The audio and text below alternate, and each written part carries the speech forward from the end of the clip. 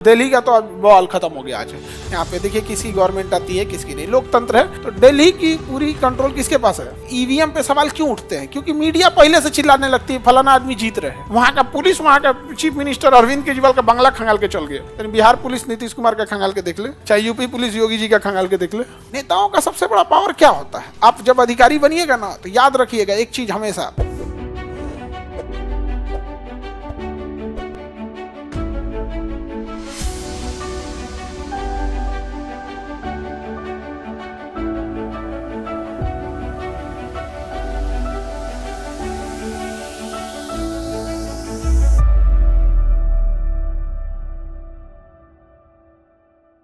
अभी हम लोग वोट कितने पे देते हैं? 18 पे देते हैं। 2025 है, जो बच्चे बिहार के रहने वाले हैं और बाहर वालों के तो ये तो इलेक्शन, अभी जैसे दिल्ली में इलेक्शन चल रहा है तो हाँ आज तो है ना, हाँ दिल्ली का तो अब बवाल खत्म हो गया आज। यहाँ पे देखिए किसी गवर्नमेंट आती है किसकी नहीं, लोकतंत्र है। कभी ये मीडिया, देखो लोकतंत्र पे ना ईवीएम पे सवाल क्यों उठते हैं? क्योंकि मीडिया पहले से चिल्लाने लगती है फलाना आदमी जीत रहे हैं, समझ में। और बाय द वे मीडिया को कैसे पता कि कौन जीत रहा है कौन नहीं आ रहा है? तो क्या है ना, दिमाग में इंसान एक परसेप्शन बना लेता है और उसके हिसाब से रिजल्ट नहीं आता है ना, तो लोगों को लगने लगता है क्या हुआ है, धांधली हुआ है। ये भी गड़बड़ चीज है। अभी बिहार में इलेक्शन आने वाला है, इस साल 25 में ही है इलेक्शन। तो आप में से जितने बच्चे 18 प्लस हो चुके हैं, तो आप लोग को ना जब इलेक्शन पास आता है ना, तो ये वोटर कार्ड बनाने के लिए जो अधिकारी होते हैं अलग अलग कैंप लगाने लगते हैं, स्टार्ट कर दिया फिर से। तो याद से अपना अपना वोटर कार्ड बना लीजिएगा। आप वोट डालिए मत डालिए, मतलब आपको वोट डालना है, भले आप नोटा दबा दीजिए लेकिन वोट डालिए। जानते हैं दो चीजों, कभी भारत में किसी नेता से पूछना, कहता है कि विद्यार्थी सबसे कम को कोई डरे नहीं लगता है आप लोगों से, जब से सबसे बड़ी युवा आप ही हैं। कहता है कि इसे पल भर में किसी को इतना ऊपर चढ़ा देगा, सब 2 मिनट में नीचे गिरा देगा। सब अभी कहेगा सब सबसे अच्छा यही है, अभी कहेगा सबसे खराब यही है। इसलिए देखिए बीपीएससी में इतना प्रोटेस्ट हो रहा है, कभी कोई सुन रहा है?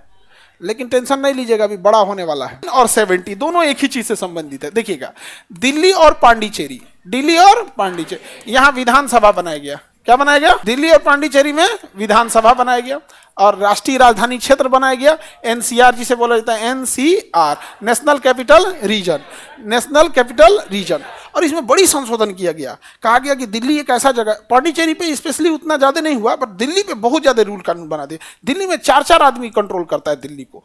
तो दिल्ली जब राष्ट्रीय राजधानी क्षेत्र एनसीआर बनाया गया, नेशनल कैपिटल रीजन, तो कहा गया कि कुछ मेजर कंट्रोल्ड सेंट्रल गवर्नमेंट देखेगी। जैसे पुलिस कौन देखेगी? सेंट्रल गवर्नमेंट, दिल्ली पुलिस देखती है। दिल्ली पुलिस डायरेक्टली किसके अंडर में आती है? सेंट्रल गवर्नमेंट, गृह मंत्री के अंदर में आता है, गृह मंत्रालय का। तो यानी दिल्ली में अगर कोई क्राइम हो रहा है तो दिल्ली के चीफ मिनिस्टर से बाहर है। वहां का पुलिस, वहां का चीफ मिनिस्टर अरविंद केजरीवाल का बंगला खंगाल के चल गया। बिहार पुलिस नीतीश कुमार का खंगाल के देख ले, चाहे यूपी पुलिस योगी जी का खंगाल के देख ले। बाप रे, 40 गो जांच बैठ जाएगा उसके ऊपर।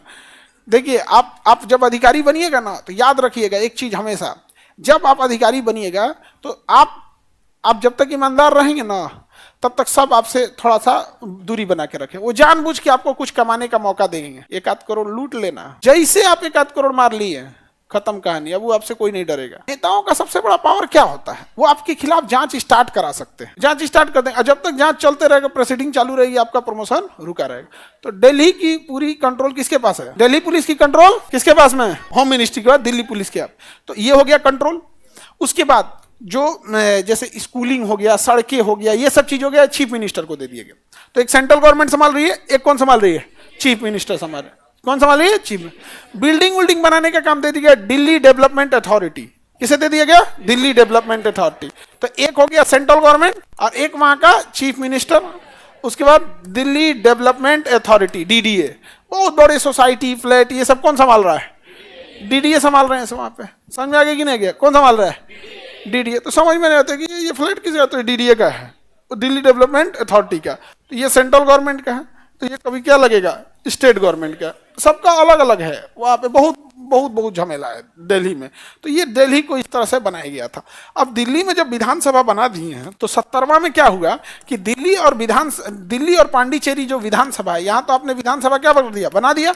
अब इसको राष्ट्रपति के चुनाव में शामिल करेंगे कि नहीं? राष्ट्रपति निर्वाचक मंडल, याद है? राष्ट्रपति का निर्वाचक मंडल, लोकसभा, राज्यसभा, विधानसभा, विधान परिषद नहीं था।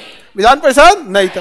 तो जब दिल्ली और पांडिचेरी में विधानसभा बना है तो संशोधन करके लाना पड़ेगा कि नहीं लाना पड़ेगा? एक्चुअल में इसे भुला गया था सब यहाँ पे 69वां संशोधन किया तो उसी समय नहीं जोड़ देना चाहिए कि दिल्ली में जब एनसीआर लागू होगा तो सेंट्रल गवर्नमेंट काम करेगी, स्टेट गवर्नमेंट भी काम करेगी, प्लस में डीडीए काम करेगी, उसी समय संशोधन कर देता भाई 69 में ही। तो भुला गया सब। क्या दिल्ली तो राष्ट्रपति की निर्वाचन मंडल में छूटिए गया हो, तो अब याद आया तो बाद में संशोधन किया। कोई मतलब बनता है इसका?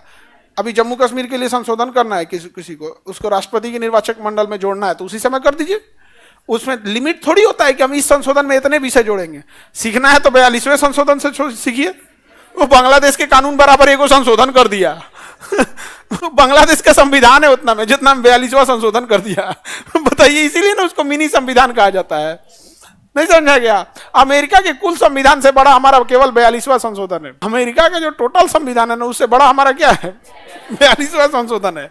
यूपीएससी, बीपीएससी एवं सभी राज्यों की सिविल सेवाओं की परीक्षाओं एवं नीट जी आदि की तैयारी करें भारत की सबसे बेहतरीन coaching centre Khan global studies के साथ। अधिक जानकारी के लिए हमारे दिए गए हेल्पलाइन नंबर 8757354880 पर संपर्क करें।